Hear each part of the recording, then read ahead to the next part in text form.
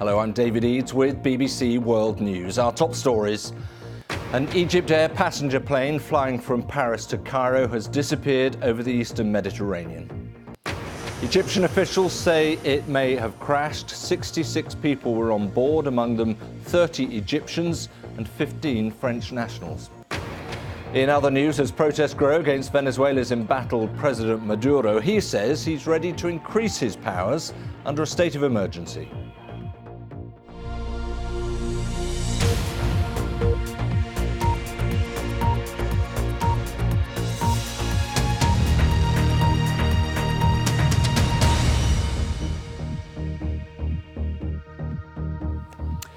Hello, and thanks for joining us. We begin with this breaking and certainly developing story. The EgyptAir plane flying overnight from Paris to Cairo, disappearing from radar screens. Well, Egypt's Civil Aviation Ministry said that the Airbus A320, with 56 passengers and 10 crew on board, appeared to have gone missing over the eastern Mediterranean around about 20 minutes before it was due to land in Cairo. Now, the authorities have said they believe the plane must have crashed, given that it's failed to land at any airport in the region since. It's been a few hours now. Also, coming from the Egyptian military, the information that the plane, this is the MS804, did deliver a distress signal. That is the word we've had, and we got that detail after hearing that the pilot had issued no distress call as such, but a distress signal was picked up, it seems, by the Egyptian military from the plane itself. We'll get some of the details surrounding that in just a moment, but just to sort of pull it together for you, this is what we can confirm. EgyptAir flight MS804 going from Paris to Cairo disappeared from radar with 56 passengers on board, among them one child, two babies, we're told. The plane was an Airbus A320. It was flying at just over 11,000 metres when it went missing over the eastern Mediterranean, just in Egyptian airspace. Search and rescue teams have been deployed, of course. The aircraft left the Charles de Gaulle airport in Paris at 23:09 local time on Wednesday, just a little bit later than it was due to leave, but it was scheduled to arrive in the Egyptian capital soon after 0300 local time in the morning. The authorities have now said they believe the plane, as I was saying, must have crashed. Well, with me is our reporter, Rejid Ahmed, who's following all the details. And I think you've got a little bit more on this distress signal, as opposed to a call coming from the pilot or the cockpit. The Egyptian military have picked up a signal.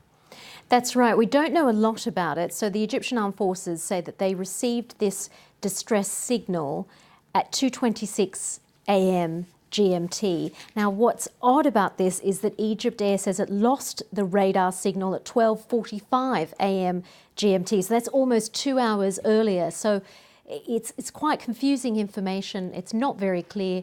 And this is after being told through various sources that there was no distress signal. So I think it's not unusual in cases like this where lots of drip feeding of information comes out. A lot of it is conflicting, and we'll just have to wait and see what is confirmed and what isn't. But one thing does seem clear, that the pilot gave no word or suggestion from his side of things that there was anything wrong.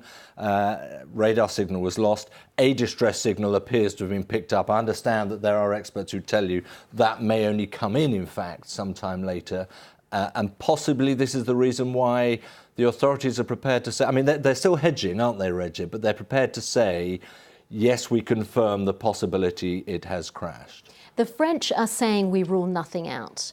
But some hours ago, an Egyptian official was quoted as saying, we think it's crashed into the Mediterranean. There are fears that that's what's happened, but we really don't know. We know that the Greek air traffic control say they spoke to the pilot as he was leaving Greek airspace, and that 2 minutes after the plane left Greek airspace, it disappeared from radar screens. Certainly no indication there was anything wrong up until that point as well. OK, Reggie, for now, thanks very much. But let's get the view from Paris, because there is an emergency meeting, a government meeting, being presided over by President Hollande himself. I understand that is underway. Our correspondent Hugh Schofield is in Paris for us, with 15 French passengers on board, and the flight coming from Charles de Gaulle, Hugh. It would be no surprise that they're in very close cooperation with the Egyptian authorities as well here. Yeah. So they've spoken, of course, Hollande and Sisi. So absolutely, and the security services, no doubt, and aviation officials, very close coordination too. This meeting, this emergency meeting at the Elysee, which is taking place right now, is exactly on the pattern of what happened after the Paris attacks and the Charlie Hebdo attacks. They go into huddle at the very top of government, and that suggests to me that they take this very, very seriously and are minded to treat it as a terrorist incident. Though, of course, we do have to keep open minds for the time being. But the signals are very, very clear and point in that direction. So barring evidence to the contrary, I think that it must be the theory they're working on. And then, all the questions come into play. What exactly happened? Would it have been something that was originated in Paris, or was it something that originated in Cairo? If the plane was shuttling between the two cities, all these things are, what investigators will be beginning to look into now. If and we can assume that they are working on the assumption that it's an attack. Yeah, I mean, it's interesting that the foreign, defence, interior ministers are all part of this meeting, Hugh, in a country which is still in a state of emergency. So any security question or possibility of a lapse of security would be deeply concerning. Of course, and that's right. It's security defence. I mean, it is the sort of inner cabinet related to terrorist matters that's been called here. The country is in a very high state of alert after what happened last year. The warnings of France being a permanent target are, real, taken seriously. Everyone believes them. Before, it was something you kind of thought about and then didn't think about. Now, people really do feel that the country is a permanent potential target, and as in consequence, the security services are, in a state of high alert. Police are constant state of mobilisation, and at the airport, we can be absolutely sure. Extra measures are in place to have the place properly under lockdown, and to make sure that all staff are properly monitored, all entrances to flight side are properly controlled, and so on. One of the weak points at the airport has been identified in the past as being the large number of people working flight side, baggage handlers and so on, who do come from the high immigration neighbourhoods around Charles de Gaulle Airport. That is something of which the security services are very, very aware. But this comes to security, and we can be quite sure that there's very, very intensive monitoring of all the people who work flight side. This is if it does appear to have been in origin something that happened in France, this is a big breach. But we'll just have to see if that is what it turns out to be. Well, Hugh, thanks very much indeed for the moment. You've got a picture there from Charles de Gaulle Airport. That's the EgyptAir desk, in fact, where, well, by and large, it's reporters gathered there to find out the very latest. EgyptAir have been telling us what they can, which included the fact that the pilot reported nothing untoward at any point in the course of that flight before radar signals were lost. But we do also understand via EgyptAir and via the Egyptian military that a distress signal was nonetheless picked up from the plane. That may have been some time later. It could indeed have been an automated distress signal coming from the aircraft itself.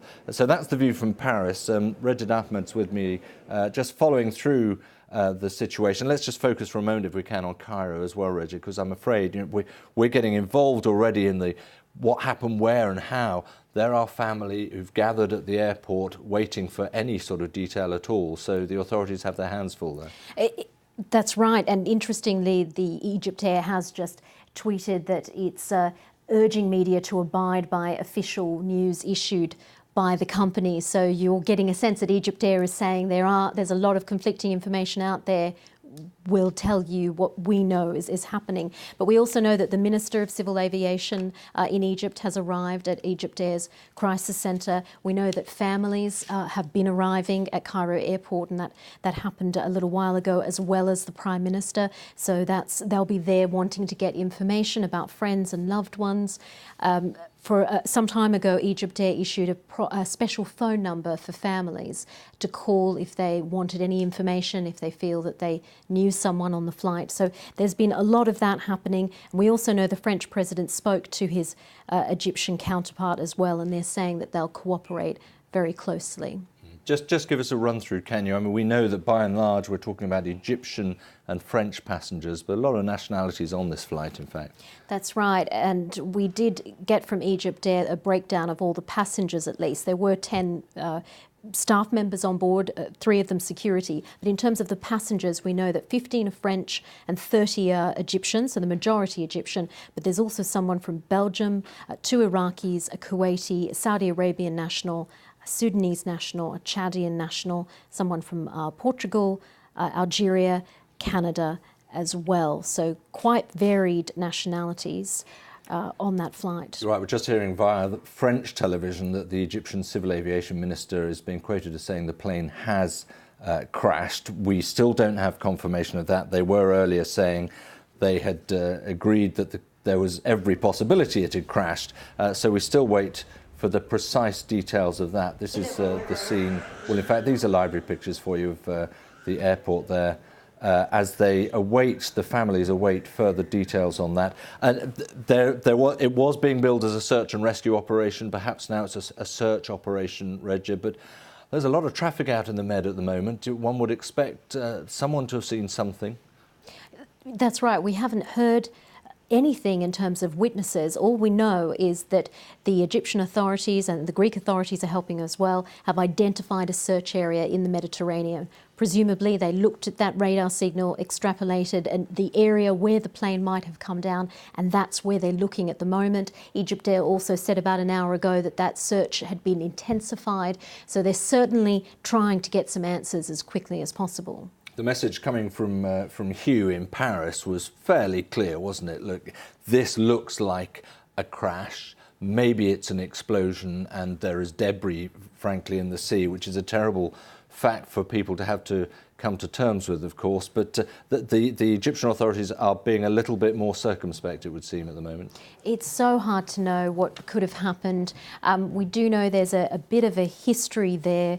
There was the Egypt airplane hijacking, and it was diverted to Cyprus, but that was later seen to be a man with certain personal issues. It wasn't terrorism related. There was an incident over the Sinai Peninsula where a Russian passenger plane came down, so there is a bit of a history there, but I think we have to be extremely careful about hypothesising what might have gone wrong. It could have been an accident, and we still don't know. We still don't have official confirmation and proof that this plane has actually come down. OK, Regia, let's see how much clarity we can get, because our correspondent Lucy Williamson is at Charles de Gaulle Airport now, and we can speak to Lucy at the EgyptAir desk. In fact, what are they telling you there, Lucy? Well, the EgyptAir desk behind me is empty at the moment, but as you can imagine, there's a flurry of activity from French officials, from airport officials here. There's a crisis centre set up here at the airport for the families of the 15 French passengers on board the plane. Another crisis centre at the Foreign Ministry. President Hollande has spoken to the Egyptian president and promised cooperation in trying to find out what went wrong. And he's also expected to hold a crisis meeting later on today with the Prime Minister and others to try and decide the next steps. It should be said the Prime Minister, Manuel Valls, has already come out this morning and said that no theory can yet be discounted. No, that said, we do understand that a distress signal from the aircraft itself was reported through the Egyptian military, and that the Egyptian Civil Aviation Minister seems to be going quite a long way down the line now to say, yes, this plane has crashed. That's right, and of course there'll be lots of questions about what caused that crash, and the emergency signal, the reports coming through seem to indicate it may have been an automated signal, it may have been received after the radar lost contact with the plane. So still very many questions, as is normal in these situations, scraps of information coming out and being pieced together as we speak, and no doubt there'll be a lot of activity in the eastern Mediterranean as people try and search for evidence of what went wrong. I mean, Lucy, you're at a huge airport there, Charles de Gaulle, and there are many, many people who work there, both sides, flight side and indeed your side of the operation. I can only imagine that the government will be desperately keen to ensure that all security formalities were adhered to in what is a state of emergency still in France. Yes, and that's certainly going to be at the top of many people's minds here in Paris, not least the passengers I can see at the moment milling around the airport, due to take their flights. It's one of the things that this morning one local person said to me as I was coming into work, and that they said, well, Charles de Gaulle, the security is incredibly tight there. It's something France has been very keen to emphasise, as you say, during this state of emergency, when there is perceived to be a threat against France itself. Security really hasn't been higher. So, again, we don't know yet what caused this potential crash, and we'll know more in the coming hours. But I'm sure for those people travelling today, security is going to be immensely tight. I would say just briefly, there was nothing untoward, clearly, during that flight that led any of the authorities to fear that something might be amiss. The only thing that we have to look at in terms of the scheduling was that it was a little bit late taking off. Now, I'm not suggesting for a moment that's unusual, but has there any comment been made about that? Nothing so far. We are being told by the airline that the plane had made several trips that day. I think it was 5 trips around the region, to Asmara, to Tunisia, and then came to Paris and was going back to Cairo. So it certainly had been a fairly full flight schedule, but we don't yet know why exactly the plane was a little bit late taking off. And as you say, there was nothing to indicate that anything was wrong until the radar lost contact with the plane shortly after it entered Egyptian airspace. OK, Lucy, thanks very much indeed for that. We are expecting a statement, a live statement from probably the French foreign minister, we're being told, at some point. I think what is clear at the moment is a lot of the focus is on what emanated from the aeroplane in the course of that flight. It's clear, as far as the EgyptAir and the aviation authorities are concerned, that just 10 minutes before radar contact was lost, the last word with the pilot was absolutely normal, and nothing had been said to suggest that there was an issue with the flight of any sort. But since the disappearance, and possibly as much as 2 hours later, a distress signal from the aircraft itself, now that can be an automated distress signal, was picked up by Egyptian military.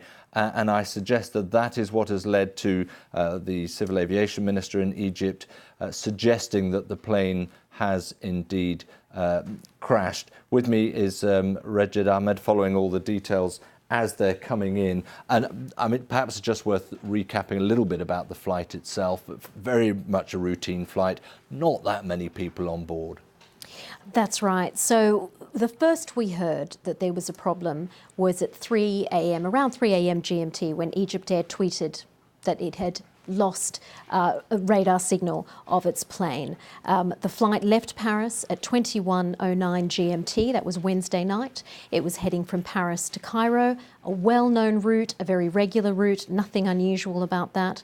But EgyptAir says it lost radar contact when the plane was about 10 miles into Egypt airspace. So it was almost at its destination in Cairo. Now that was about 12:45 a.m. GMT. So we're now hearing that at 2:26 a.m. GMT, almost a couple of hours later, there was this distress signal that the Egyptian army picked up as well. So the normal flight duration is about 4 hours, and the flight was due to land at about 1:15 a.m. And we do know that there were 56 passengers on board and 10 staff members, including 3 security members, not unusual as well. So 66 in all. Quite a search party going on as well from both the Greek and Egyptian authorities.